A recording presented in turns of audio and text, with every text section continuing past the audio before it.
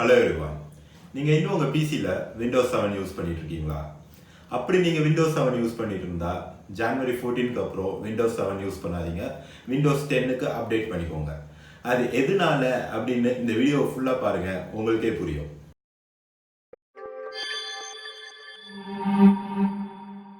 Windows 7 வந்து எப்போ launch ஆச்சுன்னு பார்த்தீங்கன்னா ஜூலை 22, 2009.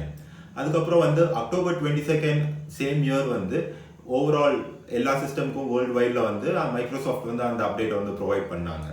இப்போ வந்து 10 இயர்ஸ் வந்து கம்ப்ளீட் பண்ண போகிற ஒரு சுச்சுவேஷனில் மைக்ரோசாஃப்ட் வந்து ஜனவரி 14க்கு அப்புறம் விண்டோஸ் 7க்கு வந்து சப்போர்ட்டை வந்து ஸ்டாப் பண்ணுறாங்க. அதாவது ஜனவரி 14 தான் வந்து மைக்ரோசாஃப்ட் வந்து அஃபிஷியலாக விண்டோஸ் 7க்கு வந்து சப்போர்ட் பண்ணுவாங்க.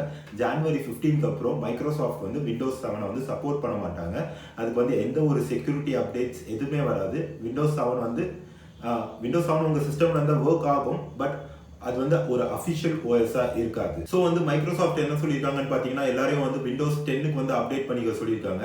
சப்போஸ் நீங்கள் வந்து விண்டோஸ் 7 அஃபிஷியல் ஓஎஸ் யூஸ் பண்ணிட்டு இருந்தீங்கன்னா நீங்கள் வந்து வெப்சைட்டுக்கு போயிட்டு நீங்கள் வந்து ஃப்ரீயாகவே அப்டேட் பண்ணிக்கலாம். அப்படி இல்லை நீங்கள் வந்து கிராக்ட் வெர்ஷன் அந்த மாதிரி ஏதாவது யூஸ் பண்ணிட்டு இருந்தீங்கன்னா நீங்கள் உடனே விண்டோஸ் 10க்கு வந்து அப்டேட் பண்ணுறது ரொம்ப நல்லது. கூகுள் தரப்புல வந்து என்ன சொல்லியிருக்காங்கன்னு பார்த்தீங்கன்னா அவங்க வந்து விண்டோஸ் 7ல வந்து குரோமுக்கு மட்டும் வந்து இன்னும் ஒரு ஃபியூ மந்த்ஸ்க்கு வந்து சப்போர்ட் தரதா சொல்லியிருக்காங்க. அதில் வந்து உங்களுக்கு கொஞ்சம் செக்யூரிட்டி அப்டேட்ஸ் அதெல்லாம் வரும். பட் நீங்கள் வந்து நான் இப்போ விண்டோஸ் 10 வந்து கண்டிப்பாக அப்டேட் பண்ணியே ஆகணுமா அப்படின்னு கேட்டிங்கன்னா எஸ், நீங்கள் வந்து கண்டிப்பாக அப்டேட் பண்ணியே ஆகணும். எதனாலன்னு பார்த்தீங்கன்னா இப்போ வந்து மைக்ரோசாஃப்ட் சப்போர்ட் ஸ்டாப் பண்ணதுனால உங்களுக்கு எந்த ஒரு செக்யூரிட்டி அப்டேட்ஸும் வராது. செக்யூரிட்டி அப்டேட் வரலன்னா ஹேக்கர்ஸ்க்கு வந்து உங்கள் சிஸ்டம் வந்து ஹேக் பண்ணுறது வந்து ரொம்ப ஈஸியாகிடும். ஹேக்கர்ஸ் மட்டும் இல்லை, ஒரு ஹேக்கிங் நாலேஜ் அந்த அளவுக்கு இல்லாதவங்க கூட உங்கள் சிஸ்டம் வந்து ஈஸியாக ஹேக் பண்ணலாம்.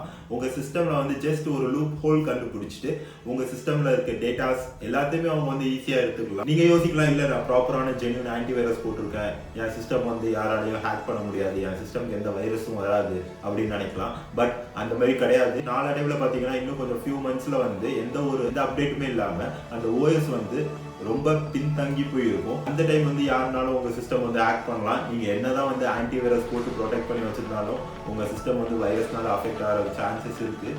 அது மட்டும் இல்லாமல் உங்கள் சிஸ்டம் வந்து ஹேக் பண்ணுறதுக்கு ரொம்பவே சான்சஸ் இருக்குது.